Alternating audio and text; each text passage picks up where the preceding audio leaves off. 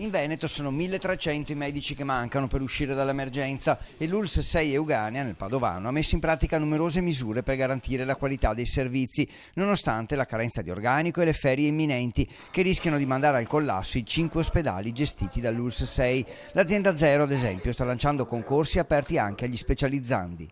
Noi abbiamo, con delle misure organizzative definite anche dalla Regione, per esempio la possibilità di assumere pensionati, che è assolutamente legittima, così come anche quella di ricorrere a contratti libero professionali e, come i concorsi di Azienda Zero stanno dimostrando, la possibilità di partecipare agli specializzandi degli ultimi anni di specialità. Medici in pensione che tornano in servizio a chiamata, medici chiamati a svolgere consulenze di libera professione, convenzioni con le ULSS limitrofe di Bassano, Vicenza e Verona che forniscono pediatri, anestesisti, ginecologi.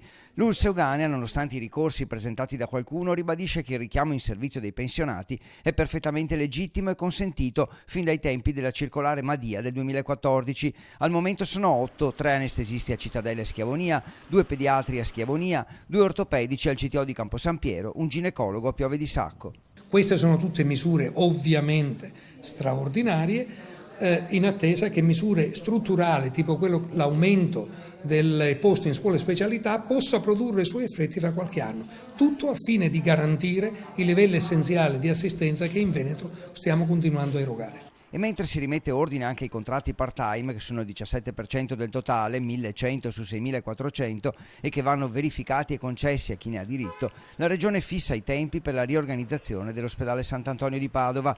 Una scheda ospedaliera transitoria chiede di tracciare le linee guida per il trasferimento all'azienda ospedaliera entro il 28 agosto e poi effettuare tutti i passaggi entro il 31 dicembre 2020, un anno e mezzo che servirà a tutto, una quindicina gli argomenti più spinosi da trasferire, dagli immobili ai bilanci. Il più complesso, non tanto per difficoltà tecniche, è sicuramente quello delle risorse umane, perché una cosa è parlare di muri, una cosa è parlare di dirigenti e di persone. Quello è un argomento che va trattato con molta attenzione, con il consenso e con la condivisione di tutti, in maniera che questo passaggio avvenga senza alcun trauma per nessuno. Infine lunedì verrà finalmente nominato il nuovo primario di pediatria dell'ospedale di Campo San Piero, mentre a Piove di Sacco dal 1 luglio verrà tolto il ginecologo di guardia alla notte. Il punto nascita invece è già stato sospeso da un pezzo.